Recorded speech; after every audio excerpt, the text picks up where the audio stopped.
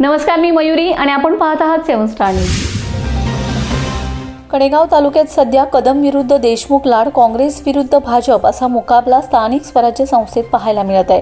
भाजपाने लाडकी बहीण, नमो शेतकरी सन्मान निधी, शेतकऱ्यांना मोफत वीज, महिलांना मोफत प्रवास यांसारख्या लोककल्याणकारी योजना तळागाळापर्यंत राबवल्याने व शेतकऱ्यांसाठी महत्त्वाकांक्षी असणारे शेती पंपाला दिवसा वीज पुरवठा केल्याने सर्वसामान्य शेतकरी वर्गात शासनाबद्दल प्रचंड समाधानाचं वातावरण असल्याने अनेक प्रमुख कार्यकर्त्यांचा, सर्वसामान्य जनतेचा भाजपकडे मोठा कल झुकलाय।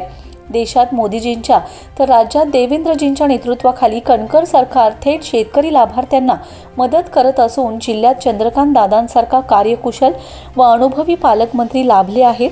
त्यामुळे कडेगाव तालुक्यातील जिल्हा परिषद पंचायत समिती निवडणूक प्रचार सभेत काँग्रेसच्या महिला आघाडी कडेगाव तालुकाध्यक्षा वांगीच्या नैना शिंदे, हिंगणगाव बुद्रुकचे विद्यमान ग्रामपंचायत सदस्य सचिन कदम, दीपक खवळे, सोमनाथ कदम, तोंडोली ग्रामपंचायत सदस्य धर्मेंद्र मोहिते, जितेंद्र मोहिते, सत्यजित जितेंद्र मोहिते या प्रमुख कार्यकर्त्यांनी सांगली जिल्हा परिषदेचे माजी अध्यक्ष संग्रामसिंह देशमुख, माजी आमदार पृथ्वीराज देशमुख, शरदभाऊ लाड यांच्या नेतृत्वाखाली भारतीय जनता पार्टी जाहीर पक्ष प्रवेश केलाय।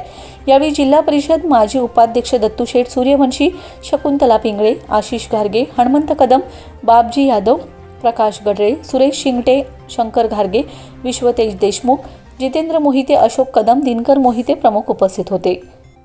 Bureau report 7 star news.